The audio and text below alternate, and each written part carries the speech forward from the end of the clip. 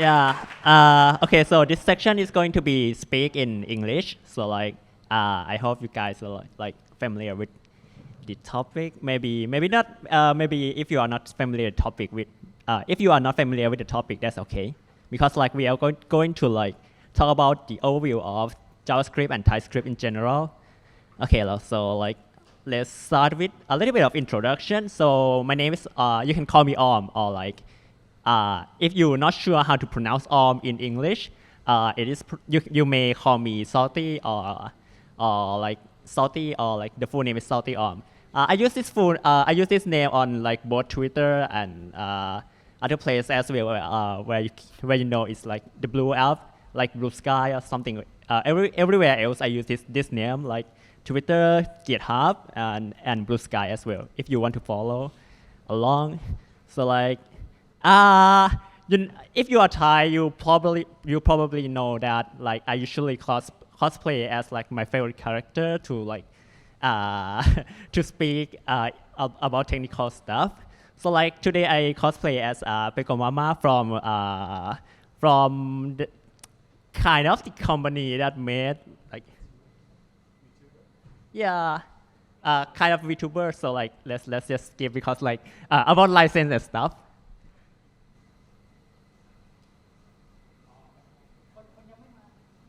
Oh, I see. So we mean we are going to bet. I see. Maybe like we can wait 5 minutes and start again or something like that. Sure. Okay. Sure. Because like we are a little bit earlier than time that we have. So like actually it should be 10 minutes after this, right? Okay. Sure. So like just like maybe talk a little bit in general. So like maybe we can like. Get some idea like about like what I'm going to talk about today, but we are going to like restart it all again after this 10 minutes. Is that all right? Sure. Okay. So let's start let's start with a little bit of like quiz time, right? Just like for fun. Let's start with this code example.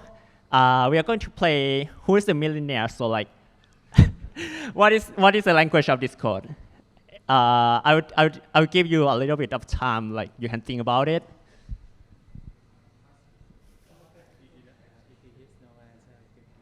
Yeah, maybe like the countdown, like 5, 4, 3, 2, 1. Okay, just like let's show the answer.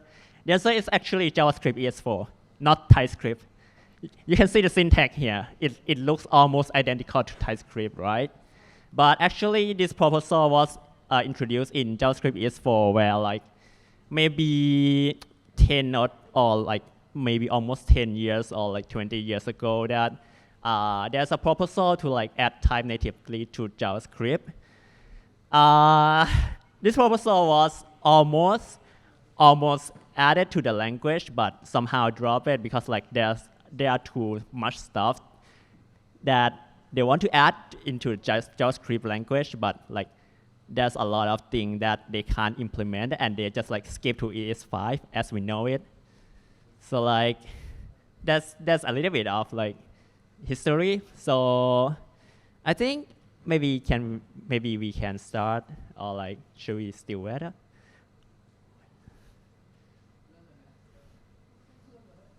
Yeah, okay, so let's start with what is TypeScript. Actually, TypeScript is just like JavaScript with type. I think a lot of people know that. If you don't know TypeScript, it actually just like adds some type annotation to JavaScript, and then that's just it.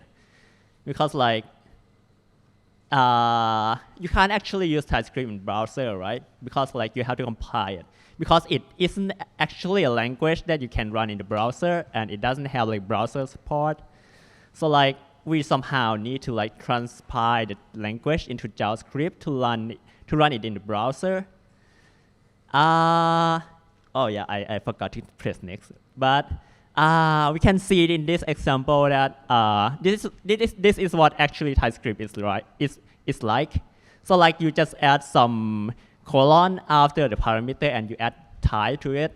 So like when you try to add, when you try to call a function with string, it is fine. But when you try to add a number, it throw an error. It throw an error, right? So like that's actually just like what you want to like add to the language. Just like add a type to it, and then if the type doesn't match, maybe throw an error or something like that.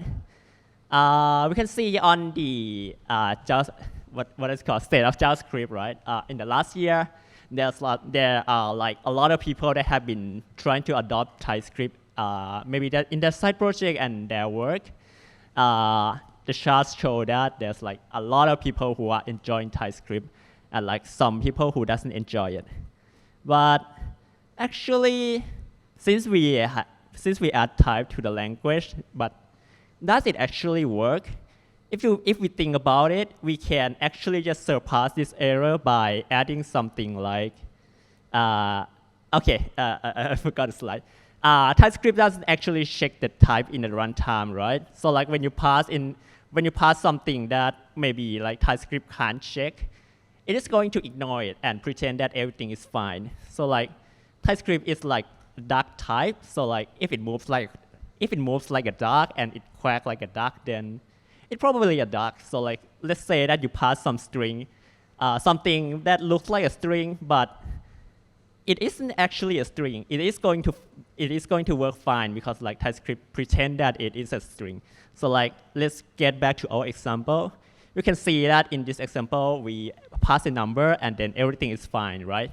But if we pretend that the number is something else, it is going to be fine because like TypeScript doesn't know what type of it. So like everything works fine when actually it shouldn't be this way. So like a lot of people are trying to like make TypeScript better behave in this way. So like they try to make a lot of stuff recently, and we have been like using it a lot of stuff recently that trying to fix something like this. So there's actually a two solution that we can prevent this from happening. The first one is we use type inference, which is like when first one is type inference and the second one is transformer. But I have to warn that both of these solution doesn't actually like make TypeScript like a strong type language, but it's like some patches that we can apply to make TypeScript a little bit better at checking type. So let's cover our first topic, which is a type inference.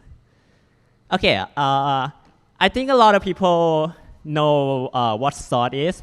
Basically, it is a TypeScript library that you can define what the shape of object looks like, and then you can check if the input and then you can check if the input, like something you have in the code base that need to check if the type is actually a type or not.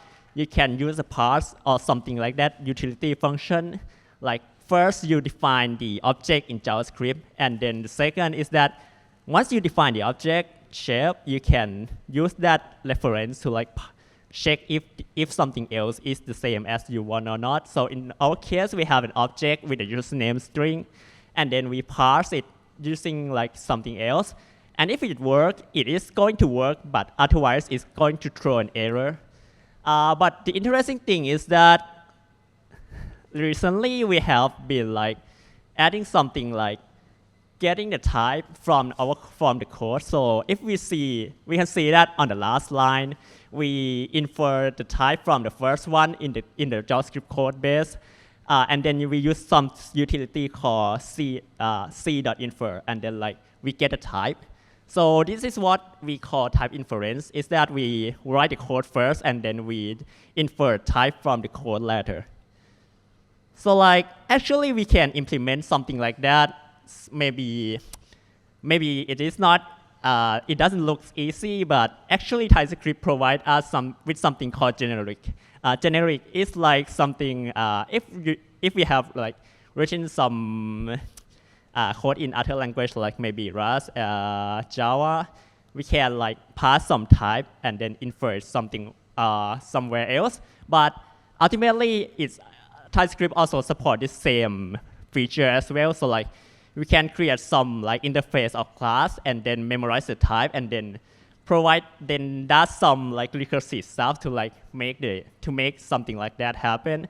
But it has just like been support in just like recent version of TypeScript. So like maybe TypeScript 4 or like later, which isn't long ago yet, which is the exact timeline that Zod and some library like that have been popularized.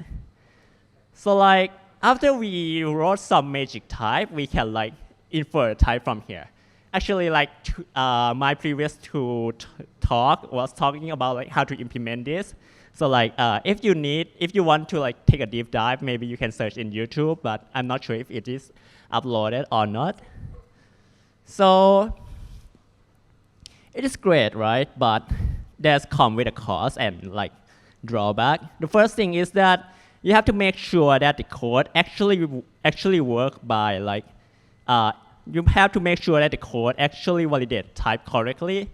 And once we did that, we have to also make sure that our type system in the type level work as same as the code in the runtime, which means that we now have to separate it like code base that should function the same.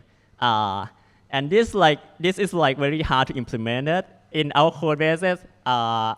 Since I made Elysia, right, we have like a lot of black magic like about typing and stuff.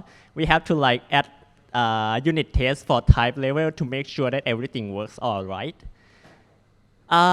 So since I show you like a lot of like something like this, so like when should you write it yourself?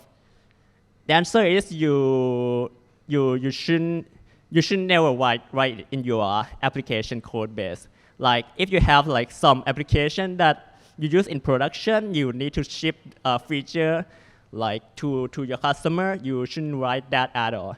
You should just like let like a lot of people are coming. So like do I need to restart or something? Yeah. Are you guys okay? Like, can we recap a little bit?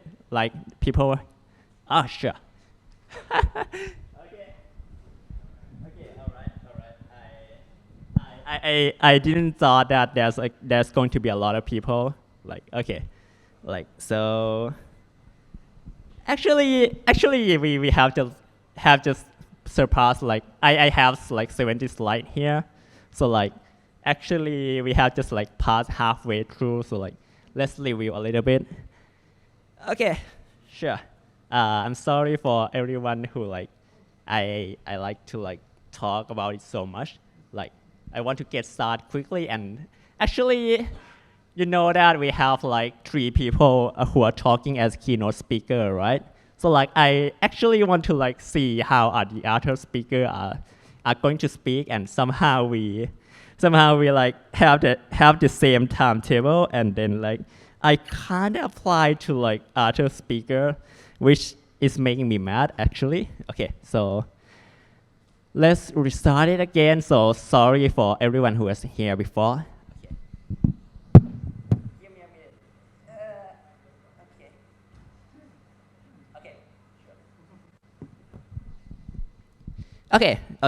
Okay. I talked a little bit too much at first, so like let's review. Okay, today we're going to talk about TypeScript with type integrity. Okay, today we are going to talk about TypeScript with type integrity, which obviously is something that I'm not sure what is it about, but since we know that programmers are bad at naming things, so like I think it's understandable. So like I hope you guys forgive me for that. A little bit of introduction. So my name is Om in Thai, but for like people somewhere else, you can call me Salty or SaltyAom. So basically, I am core maintainer of Elysia JS, or like which is like a framework for making web server for Bun, which does a lot of black magic with typing and stuff. But this name I use on both like Twitter, GitHub, and mostly everywhere else, including some games like somewhere else as well. So like if you found like player with this username, it's mostly like usually it is me. Okay. So if you are Thai, you're mostly familiar with like what I have been doing like recently. So I apply to a lot of talk and a lot of conference to talk about stuff I am interested in. So like mostly the organizer usually requests me to cosplay to like speak. Also this one as well. So like the organizer actually requests me to maybe cosplay and then like speak because like a lot of people actually like follow some of my Instagram account and saw that I cosplay, so like they invite me to like maybe if you can cosplay that's good, but if you can't that's fine. So like today I cosplay as Peko Mama, which is from the VTuber company or something like that called Hololive. I think a lot of people are familiar with it. If you know like Pekora, Fubuki, or like Guacula, or some people like that, they are like VTuber, like who are like streaming gaming on something like that on YouTube and Twitch. Okay, so let's. This talk is going to be recommend for beginner levels because like we are going to like just give about like general overview of TypeScript. So if you don't have any experience with TypeScript, that's fine. But if you have a little bit, that's going to help a lot. So like let's get started. So let's start with a little bit of quiz. I think a lot of people who are here before already know the answer. But you can see this code, right? It does have interface and it does have type annotation. So like my question is, what is the language of this code?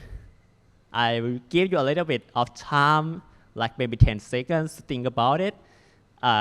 People already know the answer, but for the newcomer, maybe you can think a little bit about it. So yeah, I think it's good time now. The answer is JavaScript ES4. You can see this syntax here. It almost looks like TypeScript. It does have type annotation. It does have class. It does have interface. Actually, it also have a public and private property as well. But this feature was first announced in JavaScript ES4, which is like almost 20 years ago or sometimes like that. So like we almost have JavaScript, we almost have type support in JavaScript, which is what we are trying to achieve today with TypeScript, right? But since there's a lot of history lesson which I actually skipped, and I don't know why they skipped this version and straight to ES5.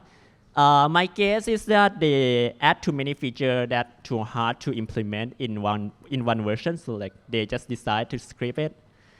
But what is TypeScript in general, right? TypeScript is just like JavaScript with type. That's it. That's actually what TypeScript is. Although it's like very popular with JavaScript user, like just adding type, and then a lot of people who use JavaScript then just like somehow magically want to use TypeScript. It's just type, but there's actually a lot of feature added in the language that is dynamic type and can get very complex quickly, like JavaScript. So the TypeScript language, the TypeScript itself can't be used in the browser because like the browser only know JavaScript, and the TypeScript isn't the JavaScript. It is just like JavaScript with additional step that we can like add some stuff into it. And in this case, it's just we add the type to it. So like first we need to compile the TypeScript to JavaScript itself first, and then we can use it in the browser. But this also applies to runtime like Node.js, but recently they shipped some experimental stuff that we can use TypeScript directly in the runtime. Deno and Bun also add the ability to like run TypeScript file natively. although it isn't actually a native, they just like remove the type and run it as JavaScript. But I think that's work as well. But let's recap, right? Okay, a lot of people are already familiar with this. We have a function, and then maybe we say that this function should only accept a string, like a word or something like that. So when we call it with word, it is going to work, but when we try to call it with a number, it doesn't work. So like that's actually the point of TypeScript. We just like want something that we can rely on, and then like make sure that we passing the correct stuff and everything is like typed correctly. If we look at the state of JavaScript in the last year, we can see that a lot of people have been enjoying this feature like a lot.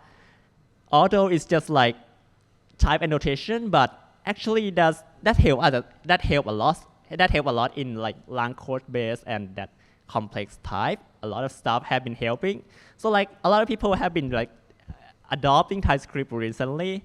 We can see that like almost 50% are like satisfied down here, and then like some people doesn't want TypeScript, they can use JavaScript. But there's actually a problem with TypeScript itself. So we can see this code, right? We have a function that should only accept a string, but when we pass a number, it works fine. But actually, TypeScript doesn't actually check a type. It only like trying to make it look like it's checking a type, but it doesn't actually check it. So I want to introduce you to some concept called what is it called? Like okay, I actually forgot the term almost, although I like just talked about it 10 minutes ago. But it's called duck type, if I recall correctly. But it is something that say that if it moves like a duck and quack like a duck, then it is likely a duck. So like we have a duck here and we have a rubber duck here. So like if the rubber duck moves like a duck and when we squish it, it also quack, then it's probably a duck, although it isn't what a duck we want, but it also a duck. So like TypeScript look at these images and then say that both are the same because like they are both a duck. Actually, that's a concept that TypeScript have been like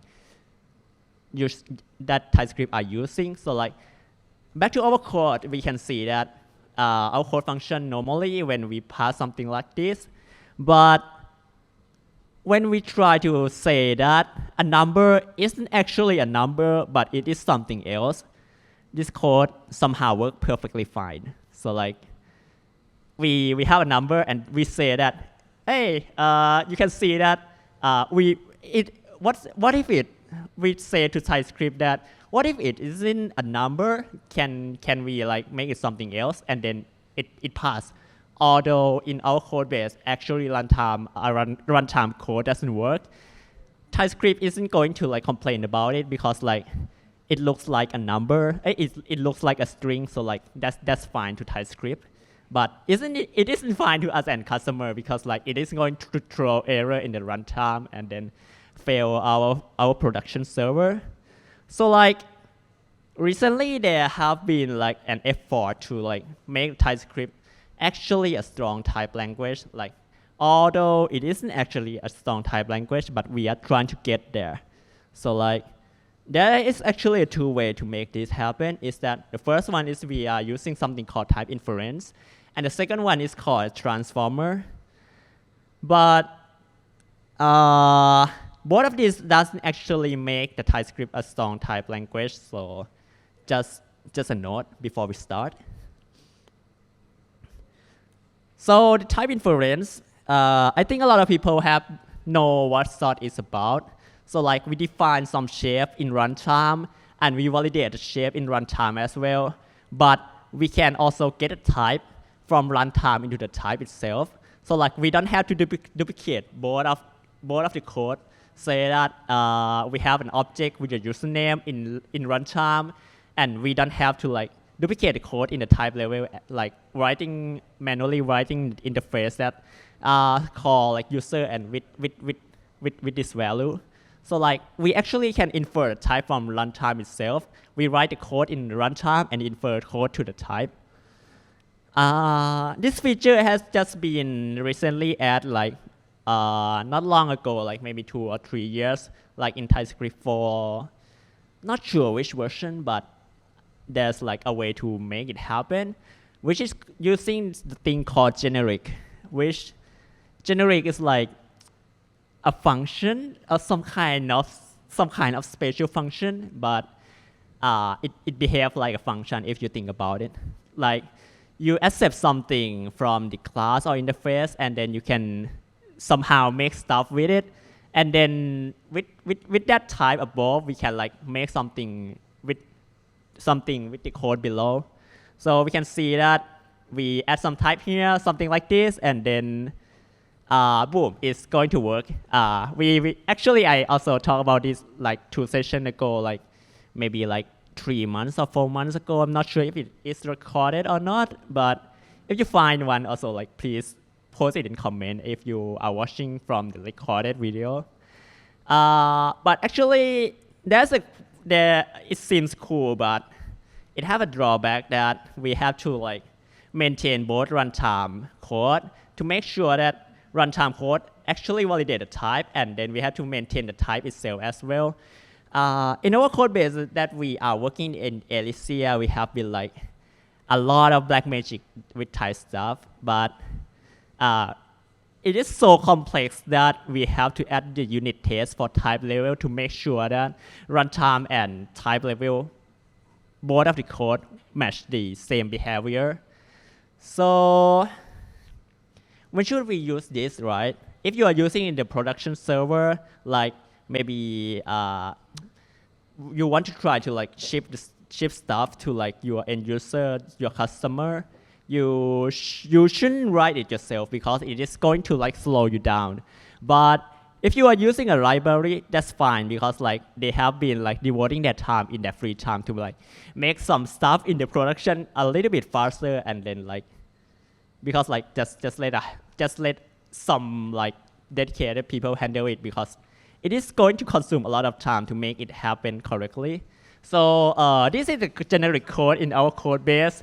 You can see that we have like complex stuff from real code base, from real open source library. And this is just like the generic. There's like 8 generic that accepted here, and then we does like several like 3,000 or 4,000 lines of type to make stuff happen. So you can see that it is actually code base in Elysia. So I don't recommend you to look at it if you aren't familiar with TypeScript. But these patterns make a lot of things possible, like tRPC, Zod, Prisma, Drizzle, and Elysia itself as well. So like the second one is transformer. You may ask, what is it? This is actually the less known way to make it happen. The first way is that we write a code and make it and transform it to type, right? But in this approach, we say that we have a type and then we turn it into a code. So how is that possible, right? So actually, there's some library called like Typia or TypeSpec or IOTS that you can define a type in TypeScript, and then you can use that type in the runtime. So how is that possible, you may ask? TypeScript actually let you access their like AST parser and then transform it into like something else, which if you are familiar with AST, then I recommend you should check it out because it actually very cool. Like you can does a lot of stuff with it, but you know that AST is amazing, and then it is really hard to like handle it if you are not familiar with like compiler or something like that. But the actually drawback is that although TypeScript exposes the API for handle stuff like that, it doesn't actually let you run it in the TypeScript itself. You have to install some additional library called TypeScript, and then you add the plugin into the compiler plugin in tsconfig to make it happen. So like, because TypeScript doesn't support it natively, a lot of people aren't using it because like they want to like rely on TypeScript itself, not some external runtime. So like, what happened if we took some type inference to the limit, you may ask. We have a little bit project that I does in my free time. Is that the first one I published like maybe a year ago. It's called something like GraphQL Mobius, which allowed us to like transform the string of the GraphQL into the type. You can see down. We can see upward here that we have type definition writing in GraphQL, and then we pass it into class called Mobius, and then it generates a type. So actually, this doesn't actually run any type, but it is. We are actually using the pattern matching in TypeScript, in type level TypeScript, to create something like what is called like st, and then pass it into the type. This doesn't involve any runtime code at all. There's no code generation. There's no nothing. You don't need a CLI. You can just like pass the type to the interface, and then it creates an st syntax tree, and then you can pass it into the type. So you can actually create a compiler using pattern matching if you are crazy enough, like what I did. But we can also pass SQL to a type as well, not only limited to GraphQL. So like, this pattern actually also applicable to gRPC and something else, if you are crazy enough. Both of these have, I publish both of these in GitHub and in my Twitter as well, if you are interested. But the point of it is that we can make sure that everything works like, we just want auto completion, and then want some type safety when we try to run it. But let's talk about limitation. We already know that TypeScript doesn't actually check the type, so like we have to maintain the runtime and the type as well. So like, what is the other limitation? Why can't we just like why can't we write everything in type level? Actually, there's a limitation. Let me talk about a little bit. Okay, this is an Elysia code that we can pass a body, and then it infers a type into the handler. This, you can imagine this as Express.js or Fastify or somewhere else, that we have some part, and then we have some body. We want to make sure that the body works. We just pass the type, and then it somehow check the type in the runtime and apply the type to TypeScript. It allowed us to like does a lot of things, but there's a little bit of limitation. If we have been grinding lead code, or like we know about time complexity, the type also has the time complexity and the delay that it can run. So like, let's say that we have a really large type and does a lot of recursive stuff. It is going to slow our code base down a little bit. Like, if we just use TypeScript a lot, maybe we can see that our VS Code or like IDE sometimes like take a little bit of time to apply change, or like trying to start a project. It is going to take a little bit of time, because it also does stuff in the background that we can't see. So like, let me introduce you to some CLI that can help us visualize how long our TypeScript type take to like run. So like, if we run this command in your CLI, and then it is going to generate some graph like this, we can expect that which file, let's say it is a little bit small, but on the bottom right, you can see that which file how long the time this file used. So like, this file used like around 366 milliseconds to type check.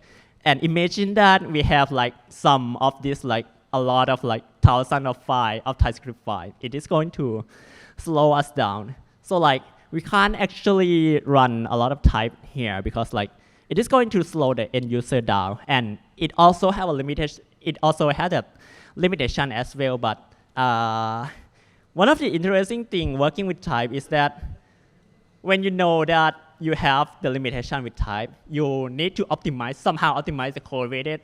So like in the previous year, we optimized Elysia from like taking 1 second and a half down to like 400 milliseconds. So like we have to think about like how our code run in the type level a lot, because if you are not careful, we are going to have something like TypeScript does have the type stack limitation. So like if you apply too much type to the TypeScript, it is going to say that maybe let's say that maybe TypeScript has a stack of like maybe 30,000, which is just a made up number that I made up.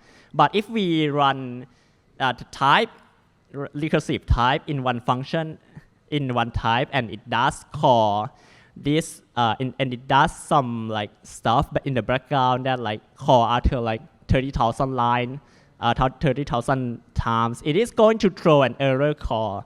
The type may be infinite, or like it took too long to check the type. So like TypeScript just assume that maybe this type doesn't work because it has some recursive type. It has some recursive type happening that don't know when to end. But this also like apply to functional programming, right? Maybe you have some loop that you also like forgot to exit, and then it just like throw an error that because like it is too long to compute. So so like talking about a lot of stuff here that we can see that we can like made a lot of stuff with TypeScript, but how about the future? Can it really be type safe? From my own perspective, maybe not in like, it might be possible to make TypeScript actually like behave like the strong type language, but we aren't there yet. At least maybe like 2 or 3 years from what I can see. Maybe 5 years or 10 years, we don't know. So like, but what we can do now is that we can apply runtime validation and then infer a type to the TypeScript to make like to make the type accurate as possible. So like it is actually what Zod have been trying to do, and other library as well, which I usually call this term an illusion of type safety, because like this code isn't actually type safe. If we have some complex stuff and then Zod have some bug, it is going to, let's say that Zod somehow have some bug that it can't check if the username is string or not, which does make it mismatch between runtime and the types and the type level. That actually JavaScript can't check it, right? So like if the library have a bug, it is going to like out of sync on the board of type. So like we actually don't have the type safety built in just yet, but we are almost there. We could only create an illusion like maybe like it does look like it is type safe, but it isn't actually type safe because like it isn't built into the language itself. But we are very close to make it possible. So like with a lot of like community library like Zod and a lot of people like Prisma and Drizzle have been trying to like aggressively use the TypeScript to make an illusion of TypeScript looks as real as possible. But so like we are almost there. But for now, we can just rely on the library to like make sure that every type stuff and every magic stuff does actually work, and we can only trust the library to make it work. But how about the source, right? The source is yeah, trust me, bro. But actually, the source is you The source is you, because like if you think about it, we are relying on maintainer like open source maintainer to maintain our type, right? And if the situation that I put up, like maybe the type of sort are out of sync, they have some bug, you have the ability to report the bug to the maintainer, to like let just find an issue and then just find an issue and then let them fix it. That's how you can help the TypeScript and like JavaScript like illusion of type as real as possible, because like it is almost impossible to like make TypeScript really like type safe, but we can like take a little bit part of ourselves and then trying to find issue, trying to solve it as a community together. So like we are trying to get closer and closer to that like reality. So, and the most important part is that please find issue, please talk to the open source maintainer, please try to like connect with the library, with the maintainer of the library you are using, because it is going to help a lot. Although it doesn't have to be financially, it have just like maybe just like hang around and then sometimes just file a bug or something like that. But there's also something called open source pledge, which say that your company does a lot of like maybe $1 million per year. Maybe we can just like donate a little bit, like maybe $10 a month or $100 a month to open source maintainer that we are using, because like this problem are like very real. Like if you know what does it call, like the XKCD or something like that. I think we already know, like XKCD also like highlight that our industry are relying on some effort of part-time open source maintainer that doesn't actually get any money at all, and then like, but if the project fail, or like we can see that if the project fail, like maybe the maintainer don't want to maintain the project anymore, the industry are going to collapse, and then we have a supply chain attack and something like that. But like, please really just like connect with open source maintainer that you are using. So like also shout out to Scala that since I am maintainer of Elysia, I also like benefit from this open source pledge. Like there's something called Scala, which is like an Swagger UI alternative. So like they trying to connect with us. At first, they try to connect with us, and then like they also help us maintain our Swagger package, and then also like maybe like they also ask like some kind of idea, like how do you feel about the project, like how maybe improve it or something like that, and then they also like apply to the open source pledge and like help me maintain like Elysia in general. So like I think that's it for today for me. So like congratulations for going through like a very long time. Yeah. So like if you have any question, feel free to ask. Also, Pichang doesn't actually send the QR code yet. We will change the computer to have Okay, scan sure. over here. Okay. So like if you have any question, feel free to ask. Any question? Yeah, sure. Yeah, sure. What is it? Yeah. So, well, as you mentioned, your project Elysia, and you mentioned code safety. When you are working on a large, complex project with larger code bases like Elysia, how do you maintain code safety in your project? Yeah, that's the question. Yeah, actually, since we have a lot of complex type, like 3,000 to 4,000 lines of type, I try to break it down to like from like a really long line of type, from a very long line of single type to like maybe a little bit smaller of utility type that I can write a unit test on. So let's say that I have something like this. Give me a second. Okay, I have something like this, right? That I can input the shape of an object and then infer it to the body. So at first, I doesn't write the test or like write the feature to make this possible at first. At first, I was just like, I write something like t.object and then trying to make a unit test with it to see if it works. If it works, then I can maybe try to like a generic to the method patch here to see that if it infer the type from here, and if it works, I write a unit test for that. And then if it works, I try to like gradually apply. I think you know the concept.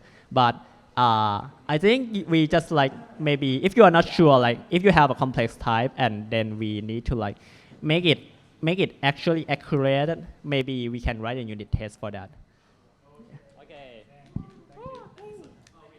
Thank you so much. Another question. Yeah, sure. All right. I have a question. Okay, wait. โอเคจังหวะนี้คือต้องแปะ QR ไปเมนแล้วนะครับออม Hello, ทุ hello. กคนพร้อมจ่ายแล้ว Yeah, sure. So you talk about your optimization on your library, right? Yeah. What is the main thing that you did to like optimize the compiler time to be like 3 times faster? Yeah. Yeah, in the type level, right? Right. Okay, so there's actually a lot of stuff. The first thing is that the big O notation. If we grind the lead code, there's like some algorithm to like make some stuff faster, but which is a part of what make this possible. The second one is that TypeScript actually provide a lot of stuff. Like there's something called invariance and covariance that it actually allowed us to like maybe make it is a little bit complex, but in a nutshell, it actually allowed us to like make the union and intersection a little bit faster. And since every method in Elysia somehow return a new type, a little bit of invariance that maybe boost up 20% or 30% each, somehow gradually like build up into like a little bit of smaller type here. But we also actually have a blog post written for this as well. So like if we go to Elysia.js, Elysia.js, and then we go to blog, and then in this one, and then in type inference improvement, we have, did I wrote it here? Okay, sorry, wrong one. Okay, this one, maybe give me a little bit of time. Maybe this one. Actually, I forgot, but it is somewhere in this. Let me improve startup time. I think maybe this one. Yeah, but okay here. I think.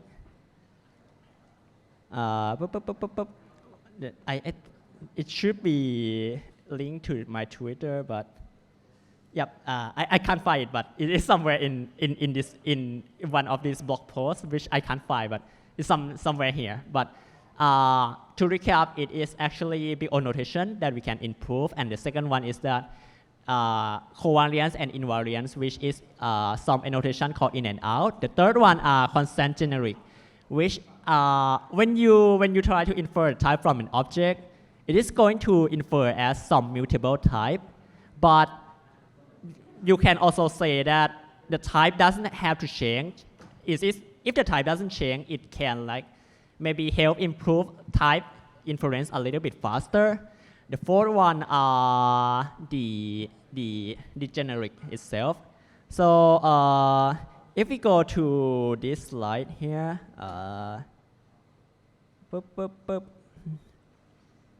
somewhere here. Okay, somewhere here. Yeah. Actually, this one, we can see that we have a lot of generic here, generic parameter here, like egg or like around egg parameter, right? But if you think about it, we can at first glance, we can just like make it just one parameter. So like, why do we need to have egg parameter here? The first one is that there's something called inference. Constructed inference. So like, let's say that if you have a constructor, let's say the constructor first we create a new instance and then say that if this class has a prefix, we can pass it into the object, right? But in this case, if the parameter only require the type to be string, it doesn't make sense to make the object to infer the type from. So like we have to like separate all of the parameter that need to be memorized into each individual field to reduce the complexity of the type and reduce the big O notation in the first thing that I mentioned. So like there's a lot of stuff to be think about when you write a type. It's like constant generic here and covariance covariance parameter here and a lot of stuff like that, which actually you can also check. You can check out the guide on the TypeScript documentation. They wrote something like tail call optimization for type and a lot of stuff that can help our type to get it faster. You can search it in TypeScript documentation. There's a section written for that.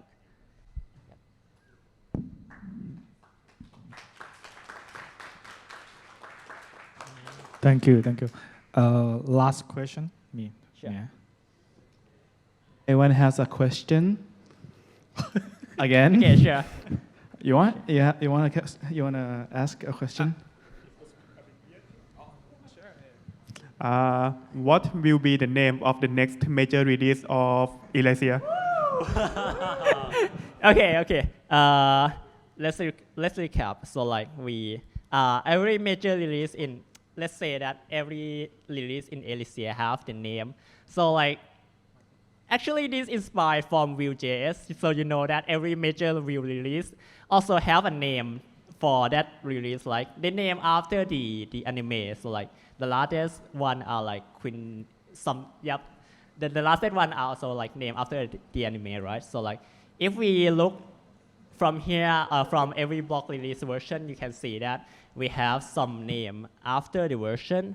So the first one are the blessing, which are from Yosobi. I think from Yosobi, from this song. I'm not going to like, I'm going to mute it, but I think a lot of people know the song.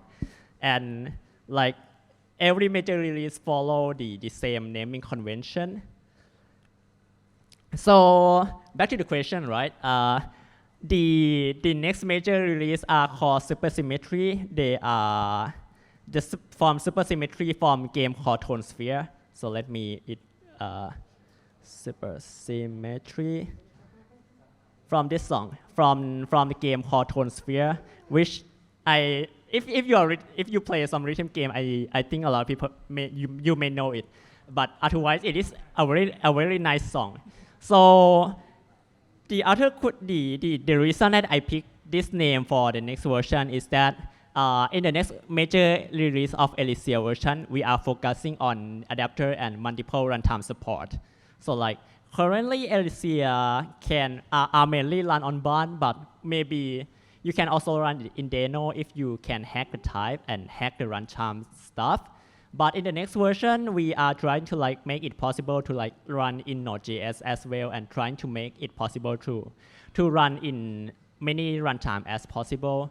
So like the name Supersymmetry are from like some theoretical concept that there's in a nutshell there's like two versions of the same thing, something like that. So like you have one version in Bun and you also have the other version in Node that exists in parallel. So like that's the name of the next version. Yay!